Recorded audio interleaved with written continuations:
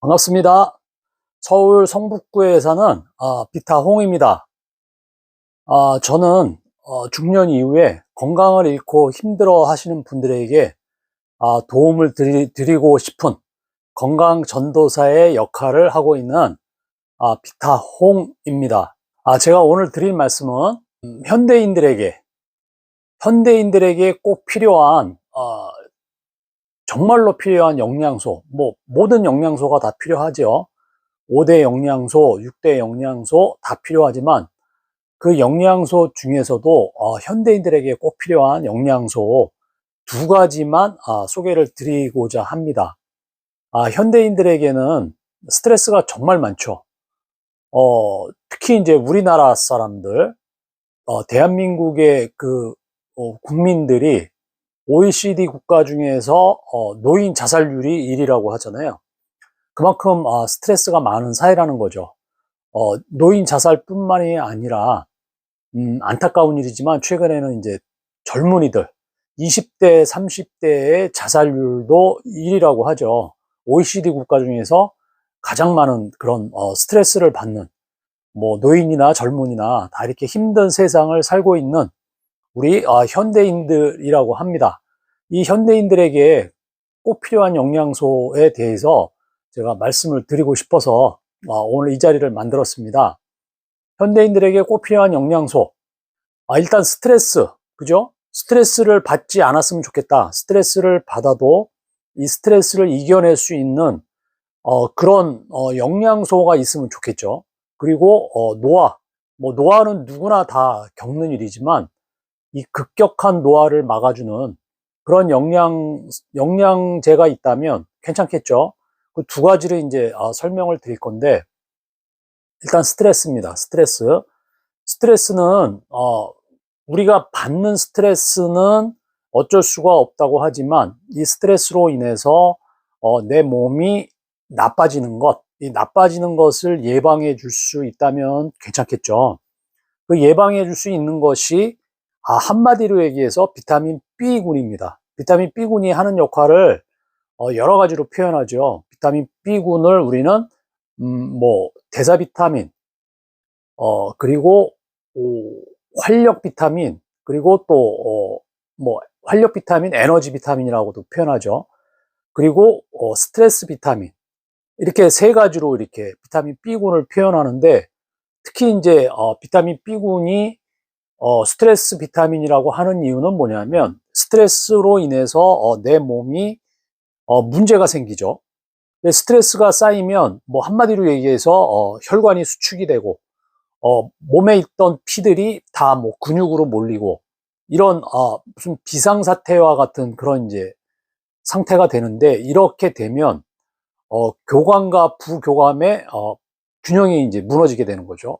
그래서 가장 약했던 부분, 위든 심장이든 이런 것들이 이제 약해질 수 있는데, 이 스트레스를 받으면, 이 현대인들은 스트레스를 받으면 그런 상태가 되는 거예요. 그러니까 혈관이 좁아지고 피가 탁해지고 이런 현상이 이제 만들어질 수밖에 없는 그런 환경이 되는데, 그것을 예방해 주는 것이 비타민 B군이라는 거죠. 예를 들어서 혈관 한 가지만 예를 들어 보면, 스트레스가 쌓이면 혈관에 호모시스테인이라는 것이 생겨요. 호모시스테인이라는 것이 뭐냐면 단백질이 대사되고 남은 물질인데, 이것이 내 몸 안에 쌓이면 혈관을 거칠게 만드는 거죠. 그러니까 혈관의 동맥벽이 거칠어지고 두꺼워지는 이제 그래서 동맥경화와 같은 그런 상태를 만드는데, 그 호모시스테인이 생기지 않게 해주는 게 비타민 B군인 거예요.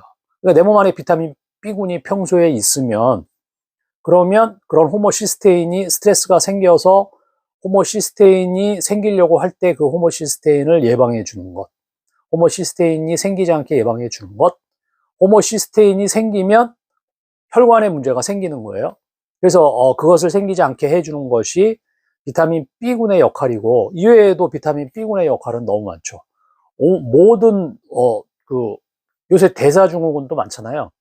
그 대사증후군이라는 것이 대사가 잘 안 되면 어쨌든 대사 증후군이라는 것이 생기는데 그 대사를 도와주는 가장 기본.